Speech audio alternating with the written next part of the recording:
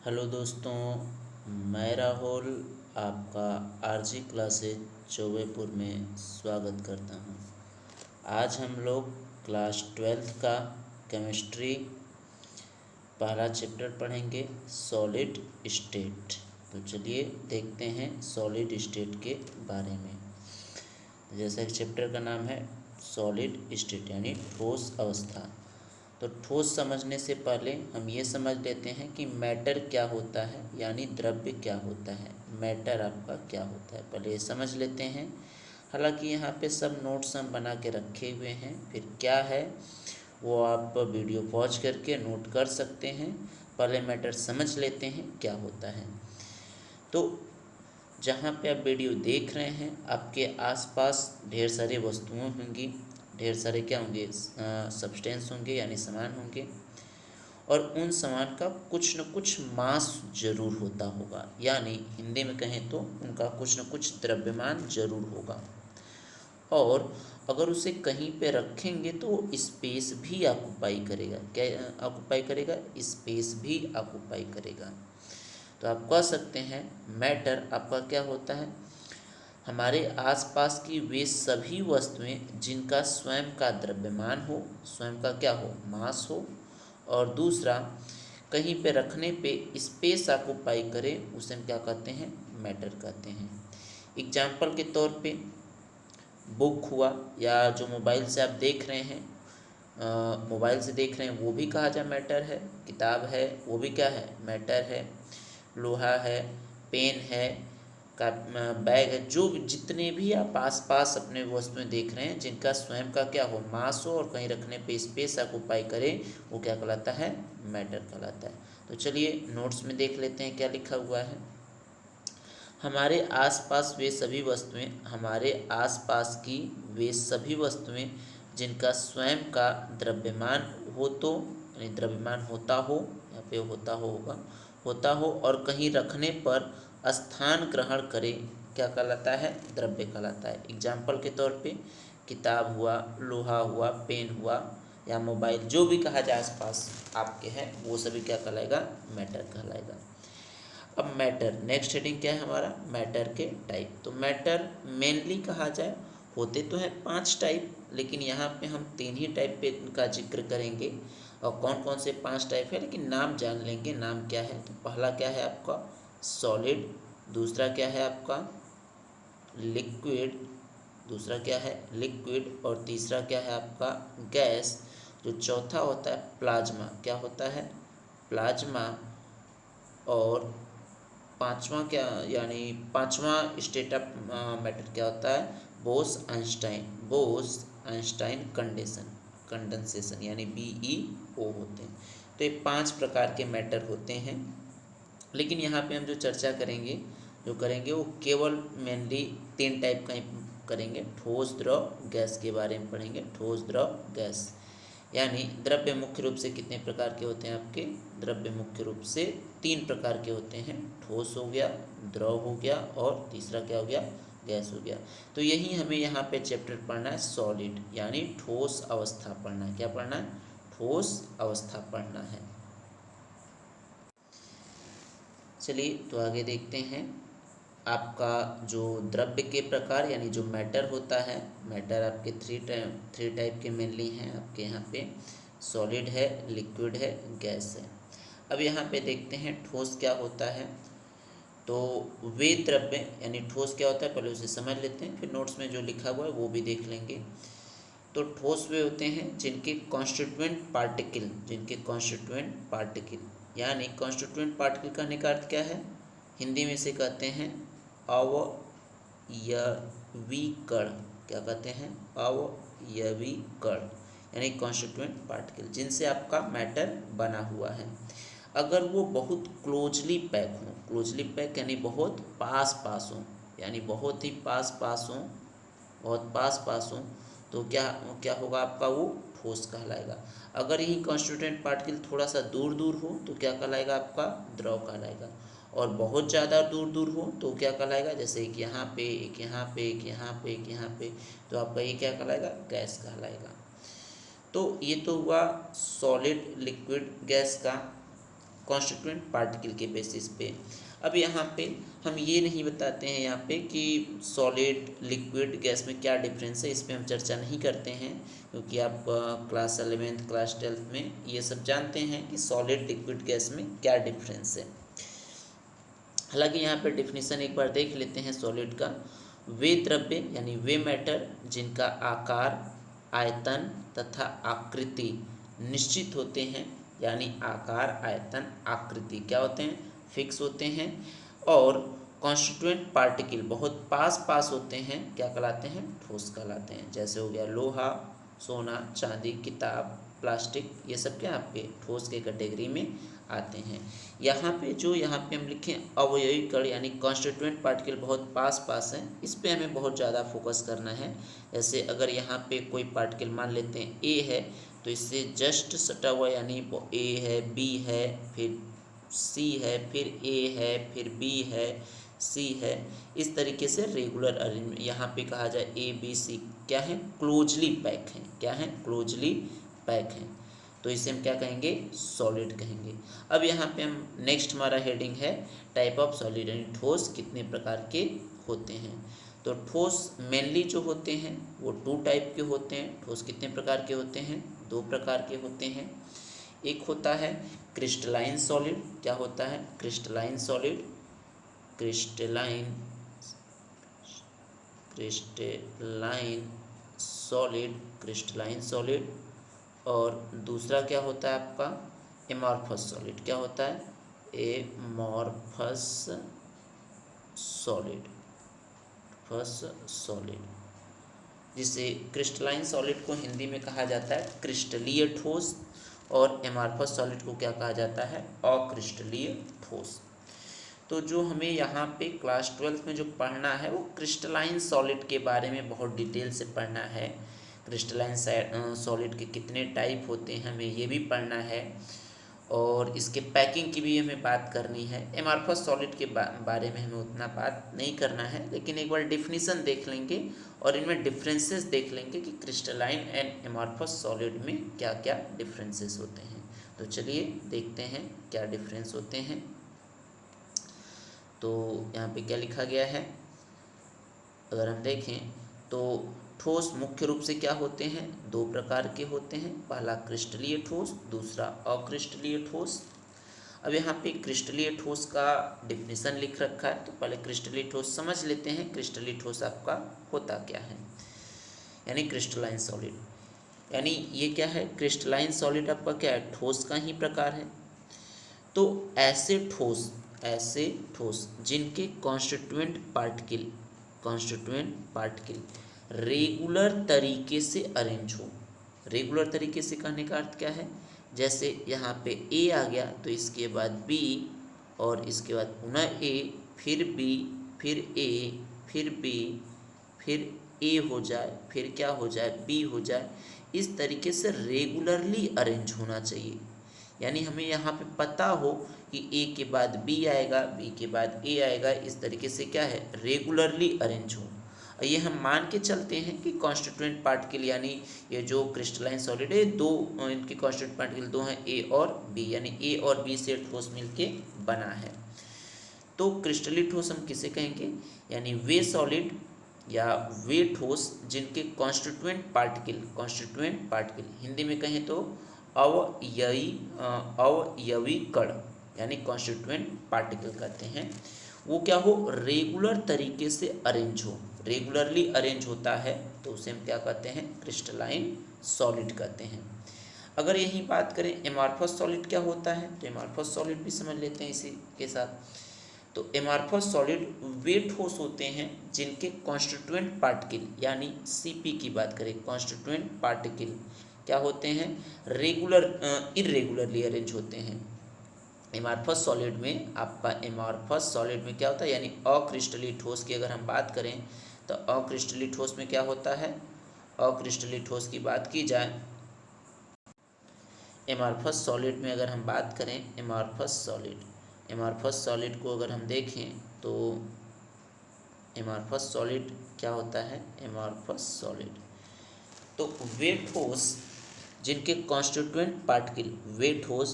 Constituent particle irregular तरीके से arrange हो। इर्रेगुलर कहने का मतलब क्या होता है?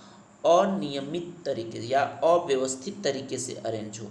जैसे एग्जाम्पल तौर पे ए है, मान लेते हैं एक एमार्फस सॉलिड है जो दो कॉन्स्टिट्यूएंट पार्टिकल से मिलके बने, ए और बी से।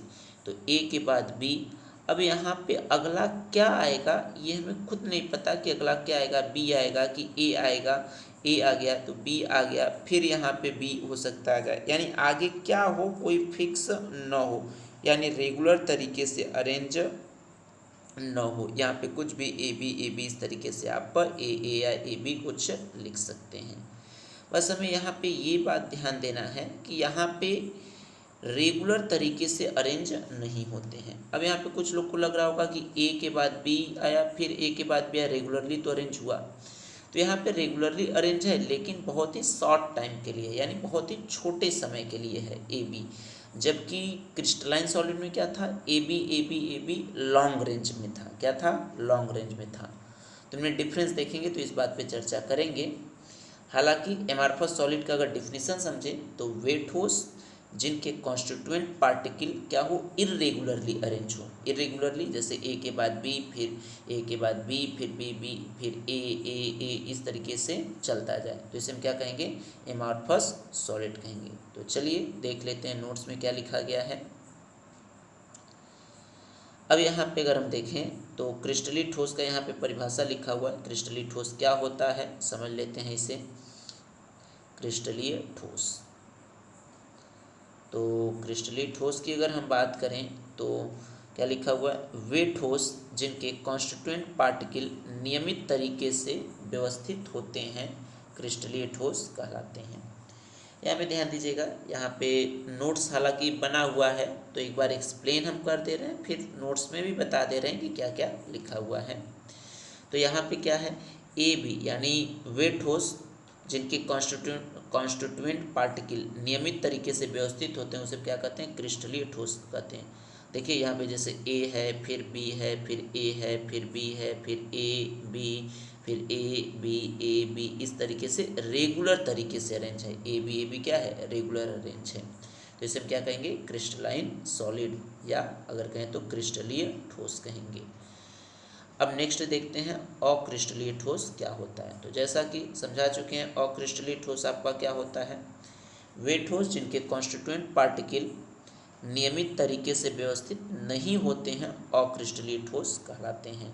जैसे ए के बाद बी, फिर बी, यानी आगे क्या आए खुद फिक्स ना हो कि आगे क्या आएगा, आगे ए आएगा कि बी आएगा, यहाँ पे कोई फिक्स ना हो तो उसे हम क्या कहते हैं? Amorphous solid. इसके एग्जाम्पल क्या हो जाएगा? चाक और प्लास्टिक।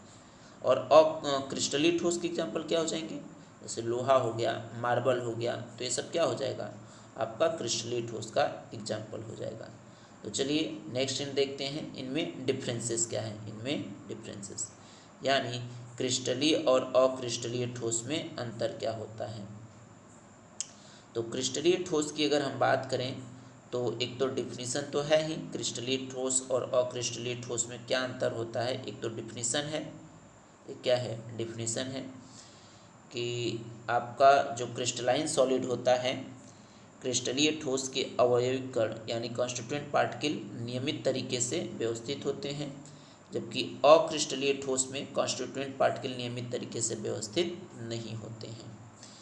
अब यहाँ पे नेक्स्ट डिफरेंसेस देखते हैं। नेक्स्ट डिफरेंसेस क्या है? तो नेक्स्ट डिफरेंसेस की बात करें तो जैसा कि क्रिस्टलीय ठोस बताते समय मैं बताया है, क्रिस्टलीय ठोस की अगर हम बात करें तो यहाँ पे ए के बाद बी, ए के बाद बी, यानी ये बहुत ही लॉन्ग रेंज चलता है। क्या होता है? लॉन्ग रेंज ऑर्डर होता है।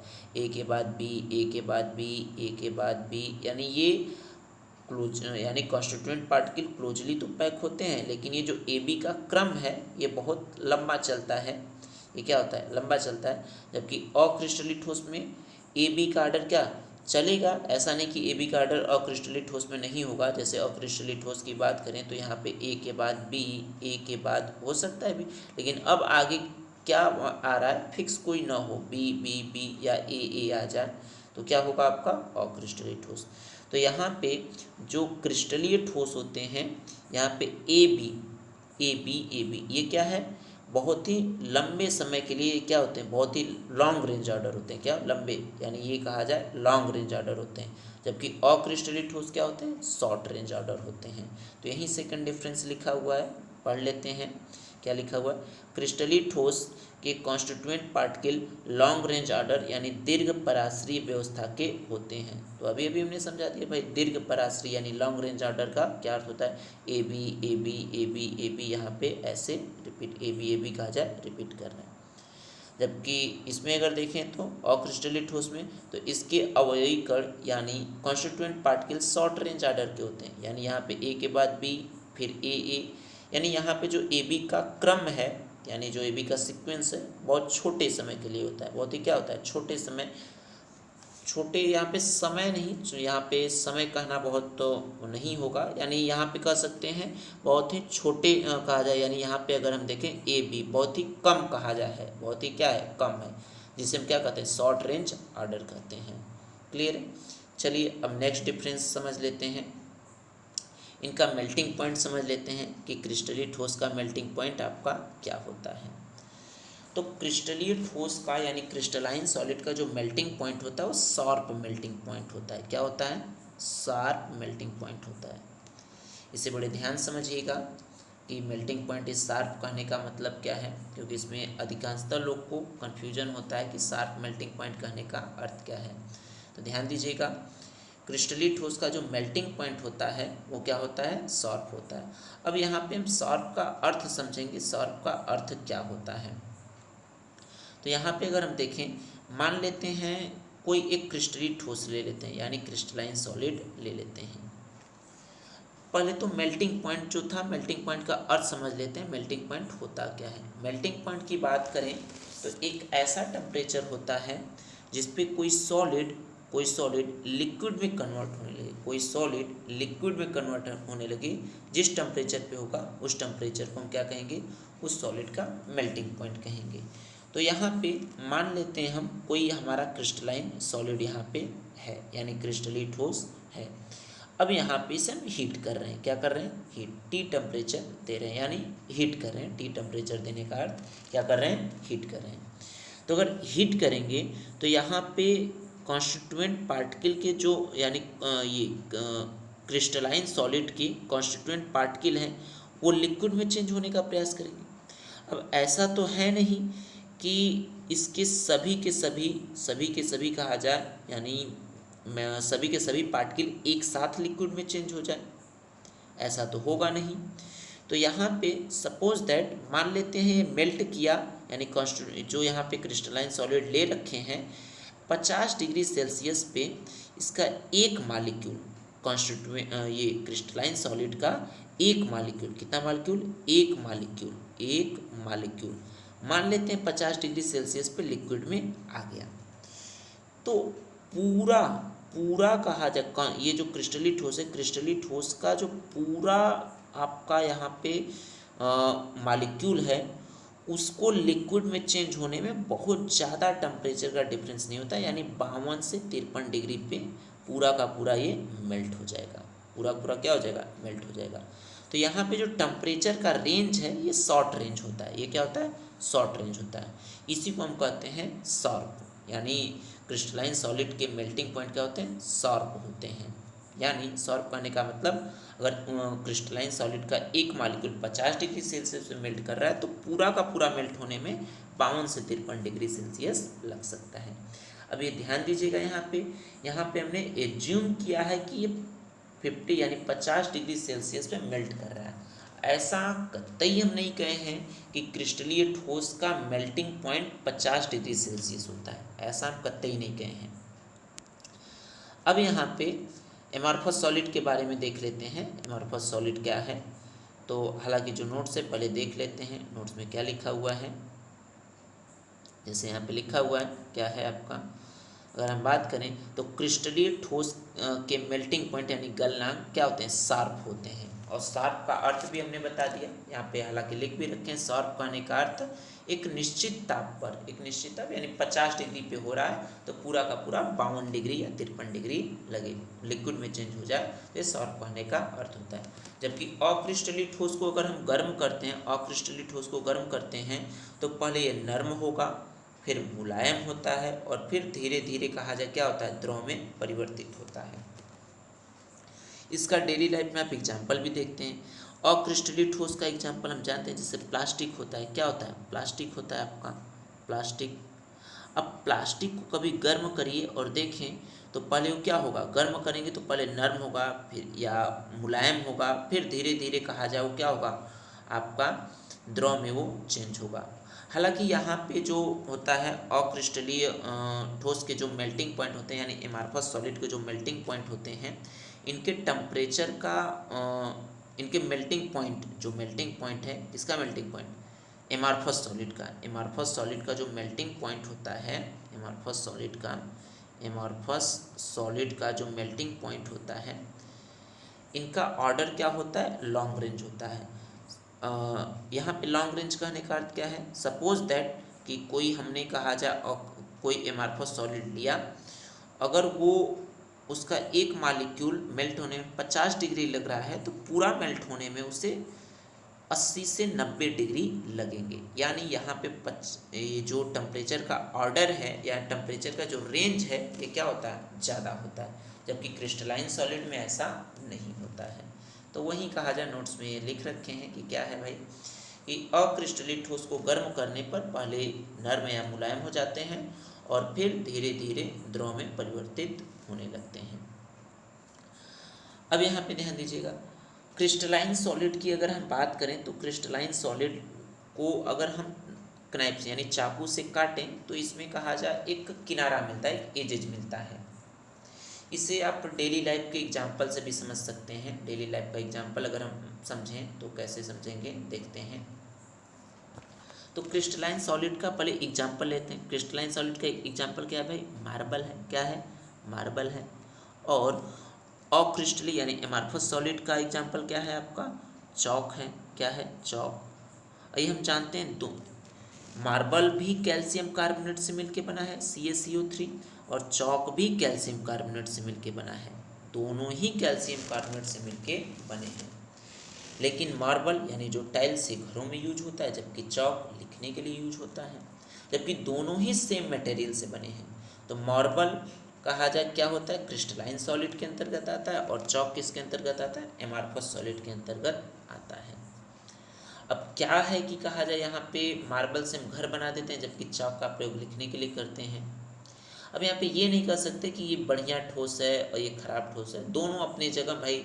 जहाँ पे चाक का प्रयोग करना है वहाँ पे मार्बल का हम नहीं कर सकते, जहाँ पे मार्बल का प्रयोग करना है वहाँ पे चाक का प्रयोग नहीं कर सकते। तो इसका ये आंसर है कि यहाँ पे कैल्शियम और कार्बोनेट आयन जो है ये रेगुलर तरीके से अरेंज होते हैं, रेगुलर तरीके से, जबकि चौक में रेगुलर तरीके से अरेंज नहीं होते, इसलिए ऐसा होता है। तो जब आप मार्बल को तोड़ेंगे, जब मार्बल मान लेते हैं ये आपका मार्बल है, ये आपका मार्बल है, मान लेते हैं ये आपका, अगर हम देखें तो ये मार्बल आपका, ये मान लेते हैं मार्बल। अब इसे आप ब्रेक करें, क्या करें, ब्रेक करेंगे। ब्रेक करेंगे तो दो भागों में टूट जाएगा, और टूटेगा तो यहाँ पे हम जानते हैं यहाँ पे कुछ किनारा यानी एजेज निकलेगा। क्या निकलेगा, एजेज, किनारा निकलेगा, जिससे हाथ भी कट सकता है, जिससे हाथ भी कट सकता है।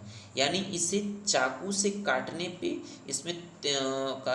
इसमें जो किनारे निकलते हैं, किनारा जो है वो स्पष्ट में दिखाई देता है, जबकि अक्रिस्टलीय ठोस में ऐसा नहीं होता। यानी चौक ले लें, जैसे चौक है, इसे अगर तोड़ें या चाकू से काटें तो कोई खास एजेज हमें दिखाई नहीं देगा, यानी अस्पष्ट कहा जाए, अस्पष्ट विदलन हुआ। ऐसा नहीं करें कि किनारा नहीं निकलेगा, होगा लेकिन अस्पष्ट, उतना हमें साफ दिखाई नहीं देगा।